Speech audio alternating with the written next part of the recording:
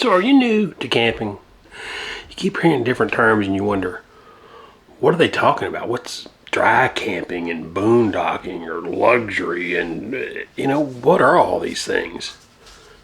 Well, guess what? We're going to talk about it right now. Maybe we can make a little sense of all this because it kind of gets overwhelming. Some people think of camping in a certain term. Well, there's tons of different types of camping, okay? And this one, we're going to talk about them all. There's people that'll tell you you're not camping if you're in an RV. If it's not in a tent, you're not camping. If you don't have a campfire, you're not camping. There's tons of garbage that you're going to hear people say. Now, the truth is, if you're doing what you like, enjoy it the way you want. Your way of camping, whether it's in an RV, in a luxury resort, or boondocking on public land, it's your choice. So we've got dispersed camping, which consists of basically any camping outside of a organized campground. That'll include boondocking, which means you're in an RV, or dispersed campings, which means you're not in an RV, or you can be in an RV. So many terms, and so many people get upset if you don't use them the right way.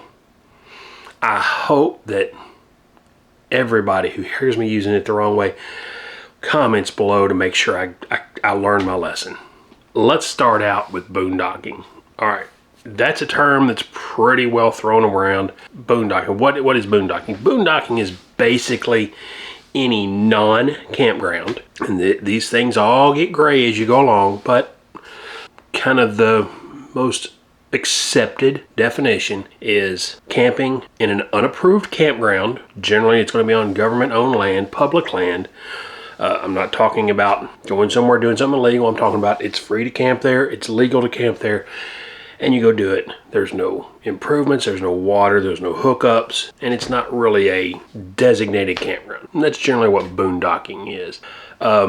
Dispersed, and that'll be in an RV. Dispersed camping is the same thing, but you don't have to have an RV. It can be in a tent, or you can just be under the stars, sleeping on the ground. That's dispersed. So boondocking is dispersed, but dispersed doesn't necessarily boondocking, if that makes any sense to you. There's also dry camping. Dry camping, you can be in an approved campground, but you're going to be there with no hookups. A lot of the national parks, you dry camp. So you're actually in a campground, but there's no hookups there. There's no electric, there's no water. You can be in an RV, you can be in a tent, but that's generally going to be your dry camping. So hopefully, and trust me, you're going to hear not only those terms, there's about a million others. I mean, you're going to hear people say car camping, wally docking, mooch docking, freedom camping. There's tons of different terms, and some people will get so upset if you use the wrong term when you're talking about it. But the truth is, it's all dispersed camping, just different levels of it. And you know what? Feel free, if you think that I'm incorrect or I've told you something wrong, to let me know in the comments below, because I would love to be informed of the way people think, and to make sure that I give the best information. So, hey, if I'm saying something wrong ever in this video, get down below here and let me know it. While you're at it, go ahead and hit that subscribe button, ring that notification bell, give me a like, give me a dislike, and hit that comment. I'd love to hear from you. But let's move on. Basically, I put these in order based on how much it costs to do. If that makes sense, boondocking's basically free, generally speaking. Dry camping, a lot of times you're going to be in a park, so it may be the $20 or $30 a night, but it's still the cheapest form. The next level is going to be your government-owned campgrounds. National Park, State Park, Corps of Engineers, and a few other government agencies that have campgrounds. Hey, they're going to be a pretty tight tolerance of cost, but it's going to be affordable. Generally, they take a lot of planning to get in, especially on busy weekends. Your Corps of Engineers are pretty much always going to be on a lake. So the big ones, your opening and your ending weekends, Memorial and Labor, are going to mean you better understand how to make reservations and make plans if you want a campsite there. But they can be fairly active, but for the most part, they're a nice quiet place. They're really spread out. You're not on top of each other. When you're in a site, you generally don't have to worry about looking out and seeing your neighbor. There's a few sites, but for the most part, you're kind of in your own parking. So your national parks are generally going to be, of course, inside the national park. It's one of the greatest ways to see a national park is to camp there. Now, most of your national parks aren't going to have water hookups or electric hookups or sewer. They're going to be dry camping. Now, not all of them. There's several. I mean, we stayed, I know, at Arches National Park, Devil's Garden. By far, one of the coolest campgrounds I've ever stayed at. Had no hookups.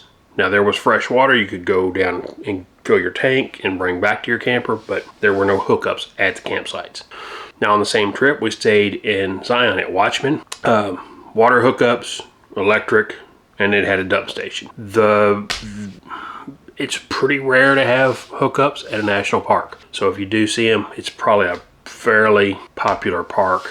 And Zion was extremely hot. You know, we were in the 100-degree range whenever we were there. And so without hookups, it would be miserable. Now, a lot of us that camp here in the east or, you know, in the Midwest and South, especially the South, we couldn't imagine taking a camper in the summer and being able to sleep at night with no air conditioning. Now, out west in some desert camps, you know what, at night, it cools off significantly. You can actually relax and sleep. Matter of fact, it gets kind of chilly at night on a lot of these deserts.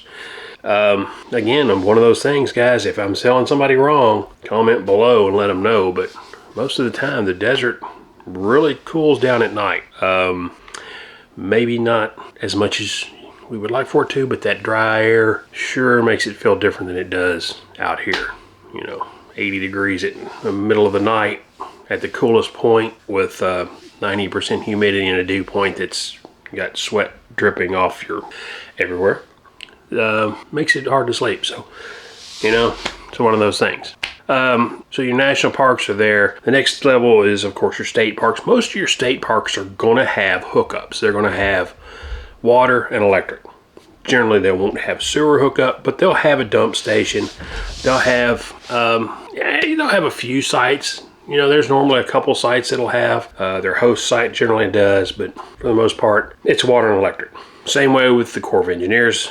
The Corps of Engineers and your state parks are generally really, really similar. Matter of fact, a lot of times you'll have a state park and there'll be a Corps of Engineers campground on the same lake. Of course, the Corps of Engineers are over just about all the lakes, so that's why you see a lot of Corps of Engineers. Basically, if you see a Corps of Engineers, there's probably a body of water, like a lake, next to it. A lake or some type of reservoir. That's the reason they exist. They're watching over the reservoir. This is kind of a way they get to help people enjoy the nature of it all. Another, like TVA, some of the dams that oversee the dam itself will have their own campgrounds near the dam. Sort of like Corps of Engineers, still tied in with the government. Generally pretty cool parks, good times. Now, the one thing about all these government-owned, generally you're not going to have restaurants there. You may have at a state park, you'll have generally a restaurant at the state park. Most of them do have camp stores, just your very, very basic stuff. Again, your state parks, they're going to be, you know, some of them, they'll have generally a lodge or some type of an area. I know there's bars at a lot of them. You know, there's a lot of times there's a pool at the lake, you know, but it is what it is. These are going to be more spread out, all right? There's going to be more woods. It's going to be less focused on the camper and more on the grounds and the natural landscape. So if that's the type of camping you want to do, probably, and for the majority of people, I think state parks, state parks and Corps of Engineers are kind of that mainstay for campers. They're very popular, very affordable, and most of the time absolutely gorgeous. Some of them are really close to towns. You know, I know there's some Corps of Engineer camps and even some state park camps really close to Nashville and you know, some towns in Tennessee, some smaller towns that have a lot of really cool things to do, but you got to go look for things. And then there's some that you better have what you need because there's nothing. I mean, you're going to camp, you're going to that campground, and I guess it's a different situation. It's how do you want to camp, and that's understanding each individual campground when you go.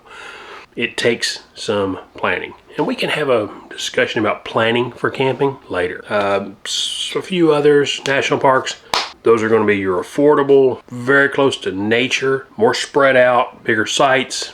Generally, they're either going to be in the woods, they're going to be minimal hookups, but really cool. Lots of water for COE stuff. State parks, that could be a mixed bag. That could be the coolest park ever, and they could be mediocre. But generally speaking, these things are going to be in the $18 to $50 range. This is probably the biggest one. All right, and the price range could be anywhere from $15, or I've seen as small as $5, all the way up to hundreds of dollars. Well, your private campgrounds start at field to manicured, from gravel lot to, or dirt road gravel lot to paved concrete, perfectly level. Hey, the variance from on private campgrounds is, as varied as private homes. Your national, state COEs, they're going to be kind of right here. There's a little bit of variance. Private parks are like this. We don't know what we're getting. They could be way up here and be awesome if that's what you like, or they're going to anywhere in between. Sometimes it's a flip of a coin per night. When we start talking about private campgrounds, you start to get a totally different feel. And we'll start out with things that people know. Your KOAs.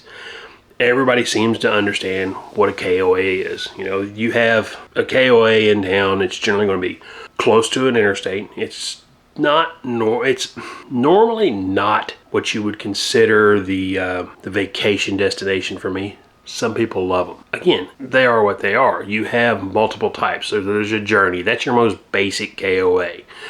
A holiday, I believe, is kind of where that niche where most of them feel. They have pretty good amenities. They're close to something. Generally, I think the holidays all have to have a pool. They have like mini golf a lot of times. There's a lot of stuff to do. Not anything necessarily to write home about as far as the campsites, but they're still a good time and they're readily available. They're, I think, starting at around $50 a night. Don't quote me, please. Again, hit the comment below. I'm making this video on the seat of my pants tonight. And then there's the resort. Journey, holiday, resort. Those are the three KOAs. Journey's basic. Holiday's kind of we got quite a bit of stuff to do, but we're just not quite that fancy. And your resort is more refined. Now, everybody's heard of, the next thing I'm going to kind of mention when you talk about private campgrounds is Good Sam. So Good Sam used to be a huge deal. You'd see their stickers all over everywhere. And a lot of the private campgrounds became members of Good Sam. Good Sam is just a vetting system. Now, everybody knows them as Camping World now. It kind of merged together at some point in time. Don't know when or why, but Good Sam is a vetting. So with your Good Sam rating, you basically have three criteria. You have the facilities. They're going to look at, and they're going to look at all the roads, your amenities, what kind of shape they're in, the grass, is it cut, things like that. The next thing they're going to look at is the restroom. They're going to tell you how clean it is it in good order, blah, blah, blah. This is the restroom rating. They say that a red star is supposed to be, it's cool, it's really well taken care of. And then there's the appearance of the campground. When you drive in, is it like a wooded masterpiece, or is it, junk cars on blocks? What is the appearance of this campground when you see it? Is it like a perfectly manicured with a rolling hill, or is it basically a parking lot? All of these type things, that's your appearance, and that's how they're rated. A private campground could be anything from an old field at a pasture to a full-on luxury RV resort.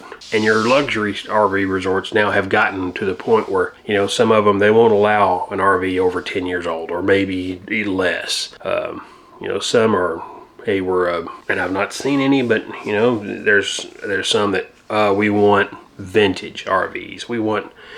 They can be anything they want. There's great and there's good and there's bad in the private sector like this. If it's something you like, it's great. If it's something you don't like, but you want to stay there, well, you're probably not going to like the park, so stay away from it.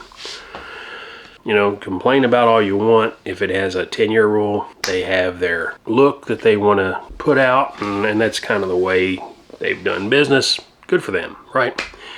Personally, I've stayed at some luxury RV resorts. They're generally exceptionally clean. They have some really cool features. Most of the time they are like, you know, the pool, they almost have water park level pool. I know we stayed at one that had like water slides into the lake, a big beach area. Absolutely, all these cool things. Had food truck, and at the end of the day, it was a parking lot with some cool amenities that a 10, 12-year-old kid would love, but just wasn't for me. So while it was all impressive, it wasn't my thing. So I don't really want to spend, you know, $150 to $200 a night to stay in a parking lot. When I go to the back of my camper, you know, there's another camper right there. Now, it's not the tightest I've ever been, but it was definitely not the freest. So, but the grounds, you know, you parked on a level concrete pad, fire pits if you wanted them, fireplaces if you wanted them, you know, golf cart rentals, everything, trash, curbside pickup. I mean, lots of cool stuff. There's a lot of cool items about them. On-site restaurant, the laundromats, the bathrooms, the showers are absolutely spotless, perfectly maintained. And when you get into the private, again, sky's the limit, and I'm not sure the ground is the lowest level at all the time. Oh, Harvest Host, Hip Camp, Boondockers Welcome, Ramble, Outdoorsy, KCN. Oh, there's tons of these new apps and different kind of social media inspired camping. Some of it sounds really interesting. Tell me if you've tried it. Let me know what you think. So another thing we need to probably discuss, in which social media being such a, I should say social media, but apps and you know, the DoorDash and the Ubers and on all these apps, yes, it's infiltrated the RV community as well. Kind of started with Harvest Hosts. Harvest Hosts was a little different. It's more of a, we pay a certain amount and you can go to all these, they give you a list of all these different places that you can go and you can camp overnight for free. You know, be something like a brewery or a winery or a farm or, you know, something of that sort where they have a store and basically you can camp there for free, and all they ask is that you visit their store. Now, it's customary you're going to buy something, but I mean, there's no obligation to. If you go in and tell them, I visited and I just don't see anything I really want, I'm sure it'd be okay, but it generally, it's customary that you're going to buy something at their store. You can almost find something at any place. You can spend $15 or $20 and it's going to be, you know, then it no longer becomes a free night, but you do get something in return for that. So, whatever. And then Harvest Host kind of started that, and then now there's Hip Camp's another one. Hip Camp's kind of cool because it's like, hey, I've got an RV plug right here, and I'm not using it most of the time. So if somebody's coming across the country and they need a place to stay for a night, they can plug in, have their air conditioning so they can sleep. They're safe because they're on private property, and then rather than going to a Walmart or something else where they may or may not have power, or, you know, depending, they don't have to run a generator or anything like that. That's kind of your Hip Camp. A lot of times Hip Camp too might be, you know, I have a vacation property and I've got 4 or 5 spots that me and my friends will go up, but we don't use it, but, you know, once a month. So the other 3 weekends a month, I'm renting the thing out. Hip Camp's kind of a cool, it's kind of a cool concept, and I'd like to get into it a little bit more. I'd like to try it out. Anybody's had any experience using it? Comment below. I really want to hear that. I mean, that's something that any of these social platforms, if you used them, get below and kind of give me your feedback, because this is something I haven't touched on at all in my real world camping, but it's really interesting to me at the same time. You know, these smaller areas, things like that. I don't know. I think there's room for more apps. Personally, I've got an idea. I'd love to see an app where if you're staying at a campground, we can say, all right, who's staying here right now? Oh, who wants to meet up at such and such and have a cornhole tournament, and we can set it up and everyone go play cornhole or can jam or horseshoes or whatever, you know. Or hey, we're gonna have a group get together, everybody, you know, that's got the app right now, we're gonna hang out and do this, or we're going to this restaurant tonight, blah blah blah. It's just a way of people to kind of get together and kind of break the ice without having to walk up to someone not knowing what their intent, you know, what their intentions, not knowing, you know, how they're going to react. Some people camp, they're really solemn, they like their privacy, and some people kind of like to branch out. Then there's those of us who are kind of, I'd love to meet everybody in the campground, but I'm not one who can just walk up and start talking to you. I'm not a conversationalist unless we're talking about something I really know or am really curious about. So if you're one of those people that can talk to anybody, please come up to my campsite and say hi. And just, I don't mind it at all. I like meeting people. But I also really want to make sure I respect people's privacy, because a lot of people don't feel that way. And when you're camping, there's a lot of people who feel like they should be in absolute silence and solitude and no one should be around them. And anybody who's making noise is the devil. I'm not that person. Now, I'm also not the person who's cranking up the stereo so everybody in the campground hears it. But I don't mind it when somebody does. I could go either way. I just want to have fun. Weekend warrior most of the time. Guys, no matter where you camp, always look out for the people around you. Be respectful, but remember, respect goes both ways. That guy that's out there having a good time has probably been working his ass off to be able to do it. Not always, I know, but he might have been, and this might be his vacation, and he just wants to have some fun. So remember to respect him as much as the person who thinks that everything should be absolute silence. Maybe we can meet in the middle somewhere.